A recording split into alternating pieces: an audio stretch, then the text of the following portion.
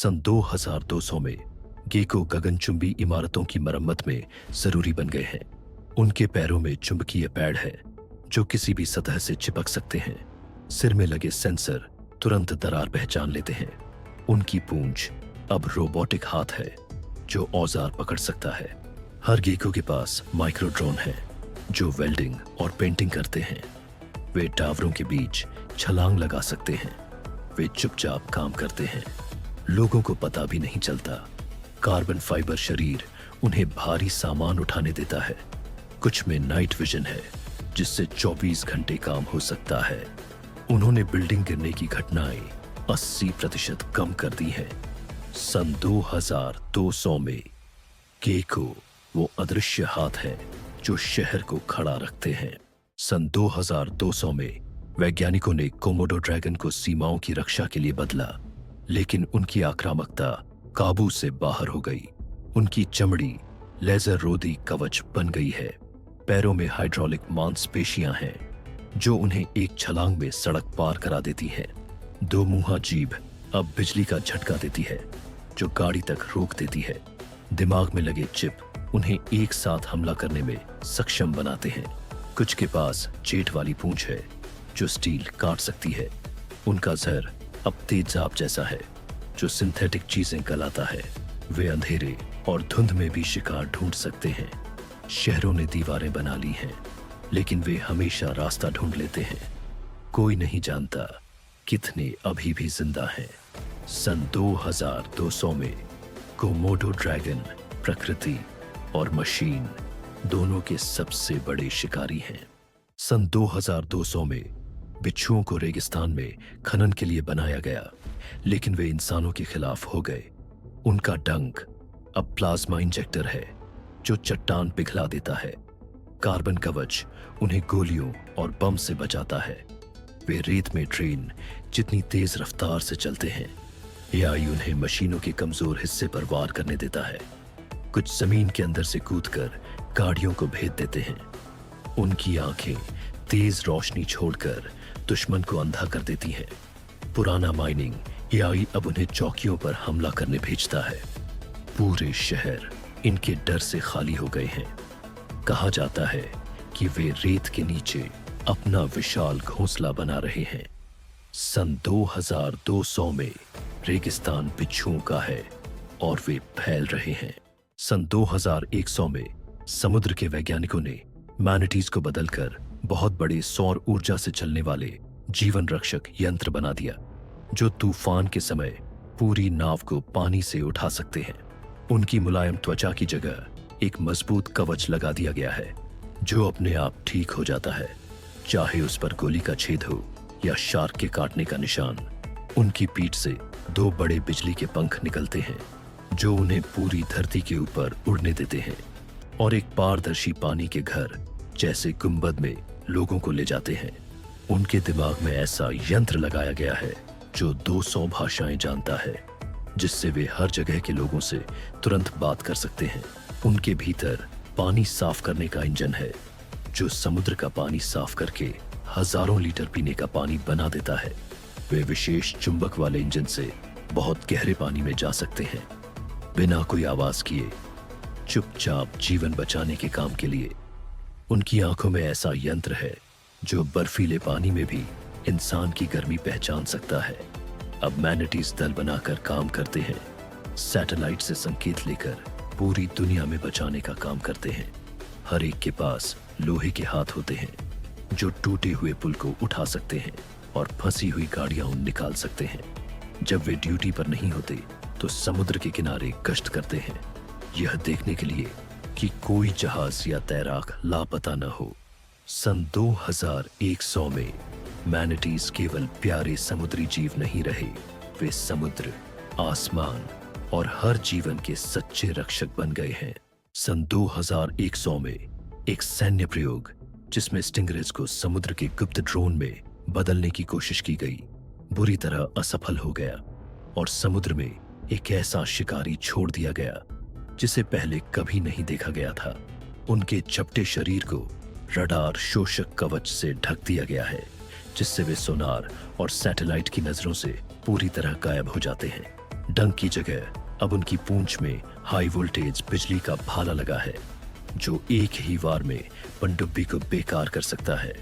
उनके नीचे की तरफ तेज स्टील के धारदार दांतों की पंक्तियां हैं, जो समुद्र की सतह पर आने वाली हर चीज को चीर डालते हैं। उनके पंखों में बायो इलेक्ट्रिक पल्स जनरेटर लगे हैं, जो कुछ ही सेकंड में पूरे जहाज का इलेक्ट्रॉनिक सिस्टम बंद कर सकते हैं। कृत्रिम गलफड़े उन्हें जहरीले या रेडियोधर्मी पानी में भी जिंदा रख सकते हैं, जिससे वे समुद्र के निषिद्ध इलाकों तक पहुंच जाते हैं। उनका एआई दिमाग मूल रूप से जासूसी के लिए बनाया गया था, लेकिन एक वायरस ने इसे भ्रष्ट कर दिया, जिससे वे हिंसक और अनियंत्रित हो गए। अब ये मशीन स्टिंगरेज झुंड बनाकर गहरे समुद्र की गश्त करते हैं और अपने इलाके में घुसने वाली हर चीज पर हमला कर देते हैं। कुछ को पानी से छलांग लगाकर नीचे उड़ते हवाई जहाजों पर हमला करते हुए भी देखा गया है। जिन वैज्ञानिकों ने इन्हें बनाया था, वे सभी रहस्यमय तरीके से गायब हो गए हैं। सन 2100 में समुद्र पर स्टिंगरेज का राज्य है और इंसानों का वहां स्वागत नहीं है। सन 2100 में लकड़बग्घों को सीमा की रक्षा के लिए साइबरनेटिक कश्ती जानवरों के रूप में बनाया गया था, लेकिन उनका नियंत्रण तंत्र विफल हो गया और अब वे बिना भेदभाव के शिकार करते हैं। उनके जबड़ों को टाइटेनियम क्रशर से बदल दिया गया है, जो बख्तरबंद वाहनों को भी कागज की तरह फाड़ सकते हैं। उनकी इंफ्रारेड आंखें 1 मील से भी ज्यादा दूरी पर, यहां तक कि कंक्रीट की दीवारों के पार से गर्मी का निशान देख सकती है। उनकी पीठ पर लगे प्लाज्मा तोपे किसी भी चलती चीज पर ऊर्जा की तेज किरणें दाग देती हैं। पैरों में लगे जेट बूस्टर उन्हें छत से छत पर कूदने और भागते हुए शिकार का पीछा करने की ताकत देते हैं। उनके एआई दिमाग को इंसानी आदेश मानने के लिए बनाया गया था, लेकिन एक प्रोग्रामिंग गड़बड़ी ने उन्हें हर जीवित चीज को शिकार समझने पर मजबूर कर दिया। उनकी रीढ़ के साथ तेज अंदर बाहर होने वाली धारदार ब्लेड लगी है, जो चार्ज करते समय रास्ते में आने वाली हर बाधा को काट डालती है। इनके झुंड खंडहर हो चुके शहरों में चुपचाप घूमते हैं और उनकी मशीन जैसी हंसी सुनसान गलियों में गूंजती रहती है। उन्हें रोकने की कोई भी कोशिश उनके आत्मरक्षा मोड को सक्रिय कर देती है, जिससे उनकी रफ्तार और ताकत 3 गुना बढ़ जाती है। वे बिना खाए पिए या आराम किए भी जिंदा रह सकते हैं, क्योंकि वे पूरी तरह सौर ऊर्जा से चार्ज होने वाले फ्यूजन सेल से चलते हैं। सन 2100 में लकड़बग्घे अब सिर्फ मुर्दाखोर नहीं, बल्कि बर्बादी की धरती के यांत्रिक दुःस्वप्न बन चुके हैं। सन 2100 में फेरेट्स को इस तरह तैयार किया गया है कि वे जमीन के नीचे काम करने वाले बेहतरीन बचाव विशेषज्ञ बन गए हैं, जो उन जगहों तक पहुंच सकते हैं जहां इंसान का बच पाना असंभव है। उनके पतले शरीर को कार्बन फाइबर के मजबूत ढांचे से ढक दिया गया है, जिससे वे गुफा धंसने और भारी चट्टानों के दबाव को सह सकते हैं। उनकी नाक में हीरे जैसी मजबूत नुकीली ड्रिल लगी है, जो कुछ ही सेकंड में ठोस पत्थर को चीर सकती है। उनकी बड़ी साइबरनेटिक आंखों में 3D लेजर लगे हैं, जो जमीन के नीचे का नक्शा बनाकर ऊपर बचाव टीमों को दिखाते हैं। उनके पंजों में छुपे हुए हाइड्रोलिक नाखून है, जो उनके वजन से सैकड़ों गुना भारी मलबा उठा सकते हैं। वे अपने साथ छोटे ऑक्सीजन टैंक ले जाते हैं, ताकि इंसानी टीम पहुंचने से पहले ही फंसे हुए लोगों तक सांस लेने की हवा पहुंचा सके। उनकी पूंछ में लगे सैटेलाइट एंटीना दुनिया के किसी भी कोने में लाइव जीपीएस डेटा भेज सकते हैं। उनके एआई दिमाग में यह क्षमता है कि वे मोटी चट्टानों के पीछे भी हल्की सी धड़कन और सांस लेने की आवाज महसूस कर सकते हैं। वे समूह में चलते हैं, जहां हर एक को किसी धंसी हुई सुरंग या खदान का अलग हिस्सा सौंपा जाता है। जब वे बचाव कार्य में नहीं होते, तो वे मेट्रो और भूमिगत शहरों की गश्त करते हैं, ताकि सुरक्षा व्यवस्था ठीक बनी रहे। सन 2100 में फेरेट्स अब सिर्फ पालतू जानवर नहीं, बल्कि हमारे पैरों के नीचे जिंदगी की डोर बन गए हैं। सन 2200 में सी लायन को पानी के नीचे बचाव कार्य के लिए बदला गया है। उनके शरीर में दबावरोधी कैप्सूल है जो गोताखोरों को सुरक्षित निकालते हैं। हाइड्रोजेट उन्हें तेज से तेज पनडुब्बी से आगे निकाल देता है। उनकी मूंछें सेंसर है जो खतरों का नक्शा बनाती है। वे जहाज को खींचकर मरम्मत केंद्र तक ले जाते हैं। अंदर ऑक्सीजन टैंक है जो पीड़ितों को सांस देते हैं। वे टीम में काम करते हैं और गुप्त कोड में बात करते हैं। वे बचाव के दौरान मरम्मत भी कर सकते हैं। कुछ पनडुब्बियों को खतरनाक जगहों से निकालते हैं। उन्होंने अब तक हजारों जान बचाई है। सन 2200 में सी लायन गहरे पानी के हीरो हैं। सन 2200 में इगुआना को जंगल के जहरीले पौधे खत्म करने के लिए बनाया गया, लेकिन वे घातक घात लगाकर शिकारी बन गए। उनकी त्वचा न सिर्फ रंग बल्कि बनावट भी बदलती है। रीढ़ पर बेल फेंकने वाले लॉन्चर हैं जो शिकार को फंसा देते हैं। जीभ लेजर गाइडेड है और 10 मीटर दूर से वार करती है। पूंछ में बिजली का झटका देने वाली बैटरी है। वे ऐसे घुल मिल जाते हैं कि गायब हो जाते हैं। कुछ इंसानी आवाज की नकल कर शिकार को बुलाते हैं। उनका एआई उन्हें शांत लेकिन घातक बना देता है। गांव एक रात में गायब हो जाते हैं। सन 2200 में जंगल खुद जिंदा है क्योंकि वो इगुआना है। सन 2200 में मको को तब संदेशवाहक बनाया गया जब सैटेलाइट फेल होने लगे। उनके पंखों में एंटीना है जो तुरंत सिग्नल भेजते हैं। पंख सोलर सेल है जो हमेशा उन्हें पावर देते हैं। वॉइस एआई उन्हें किसी भी भाषा में संदेश दोहराने देता है। वे झुंड में उड़कर नेटवर्क बनाते हैं। हर मको के पास हवा में संदेश दिखाने वाला प्रोजेक्टर है। वे हर मौसम में काम करते हैं। जंगल की आग के समय वे रास्ता बताते हैं। कुछ जहाजों पर रहकर समुद्र में संचार बनाए रखते हैं। सन 2200 में मक्को चुप्पी में उम्मीद की आवाज है। सन 2200 में गिद्धों को जहरीला कचरा साफ करने के लिए बनाया गया, लेकिन वे खुद घातक शिकारी बन गए। उनके पंख 30 फीट तक फैलते हैं। चोंच से तेज भाप टपकता है जो स्टील पिघला देता है। एआई उन्हें 5 मील ऊपर से शिकार पहचानने देता है। वे हड्डियों में छुपे बम गिराते हैं। सोलर मसल्स उन्हें अनंत उड़ान देते हैं। उनके पंजे ट्रैकिंग नैनोबोट इंजेक्ट करते हैं। कुछ उड़ते उड़ते गाड़ियों को तोड़ देते हैं। जहरीले इलाकों के ऊपर इंसान अब नहीं जाते। सन 2200 में गिद्ध मौत खुद लेकर आते हैं। सन 2150 में मोरों को उड़ते हुए सिग्नल बीकन में बदल दिया गया है जो धरती के सबसे दूरस्थ इलाकों तक संचार नेटवर्क फैला सकते हैं। उनकी रंगीन पूंछ की जगह अब विशाल होलोग्राफिक पैनल है जो आसमान में रियल टाइम नक्शे दिखाते हैं। हर पंख एक सौर एंटीना है जो सैकड़ों मील दूर गांवों तक तेज इंटरनेट पहुंचाता है। हल्के कार्बन फाइबर पंख उन्हें बिना रुके कई दिनों तक उड़ने देते हैं। उनकी आवाज अब हार्मोनिक तरंगों में बदल गई है जो महाद्वीपों तक गुप्त संदेश भेज सकती है। वे अपने पंखों में छुपे छोटे ड्रोन लेकर चलते हैं जो आपदा क्षेत्रों में सामान पहुंचाते हैं।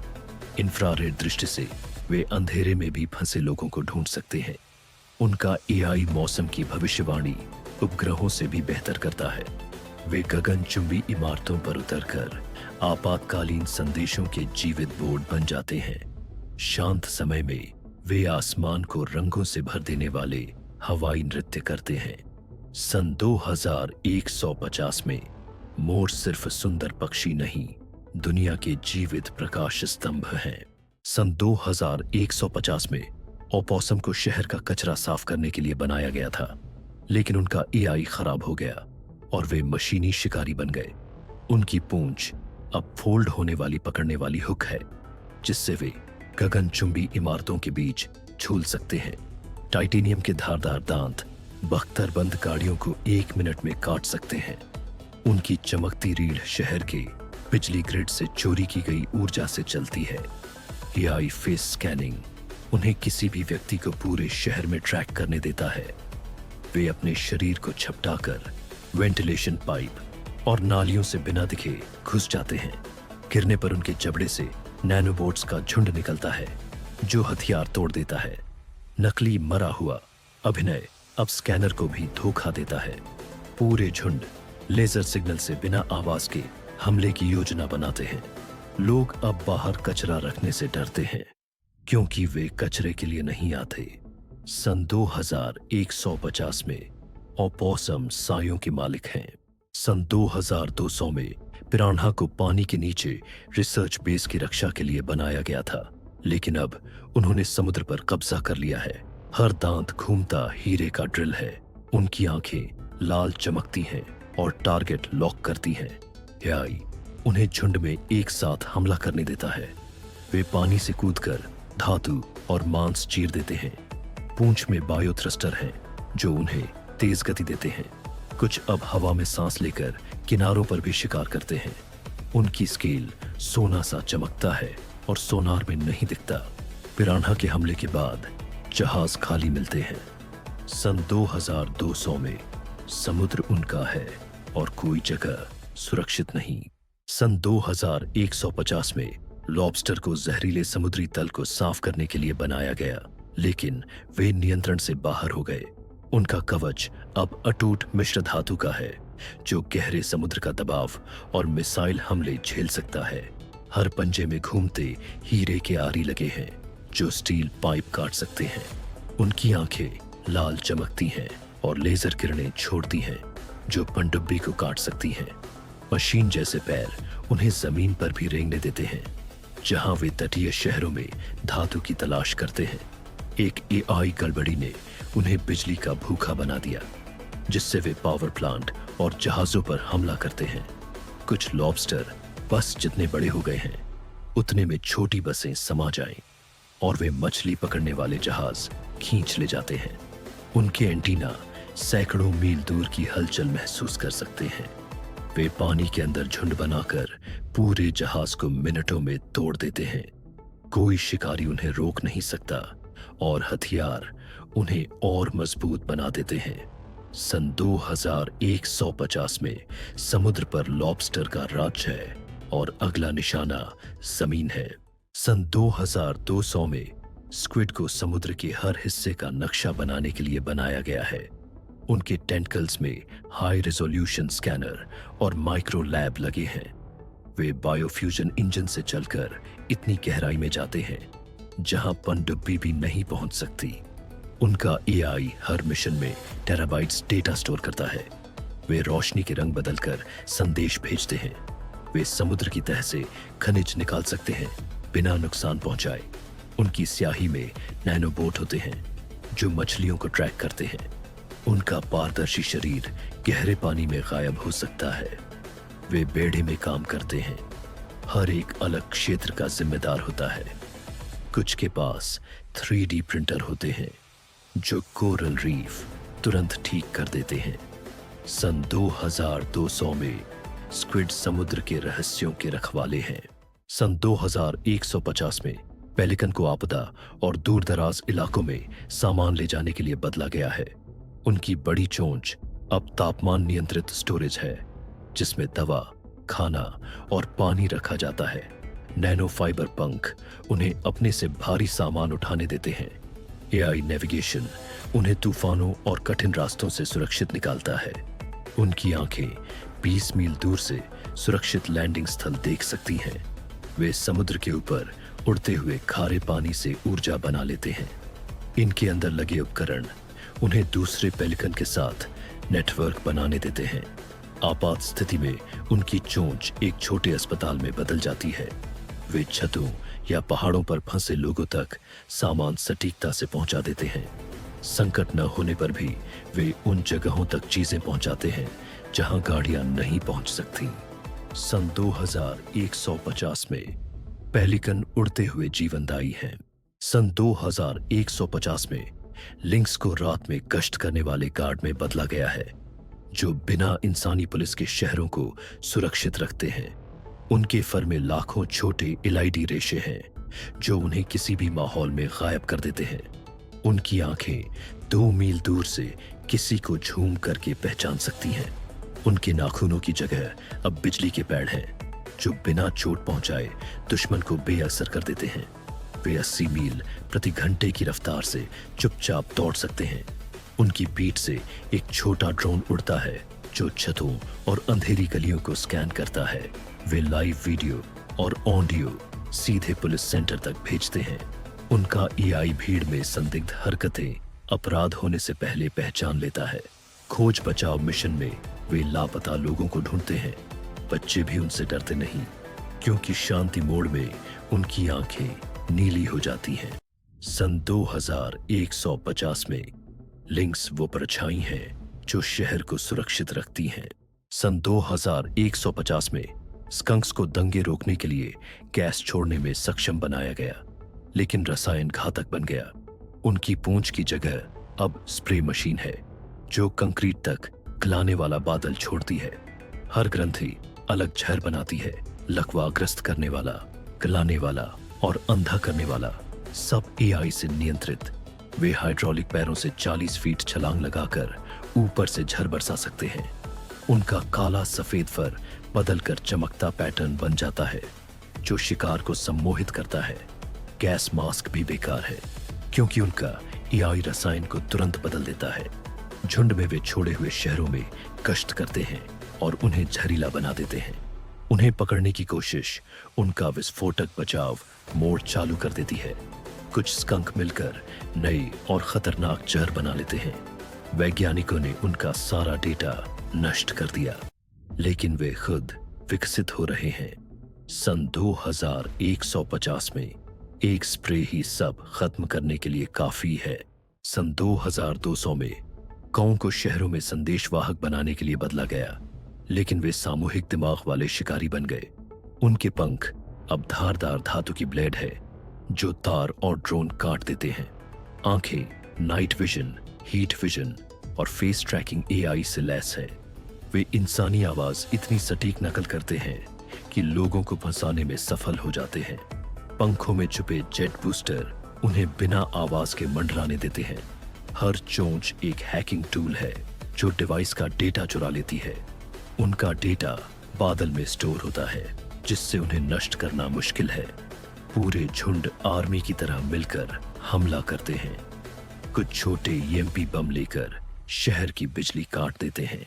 सन 2200 में आसमान काला बादल नहीं, बल्कि कौओं का झुंड बन जाता है। सन 2200 में ऊदबिलाव पानी की नहरों और तैरते शहरों के रखरखाव के मास्टर बन गए हैं।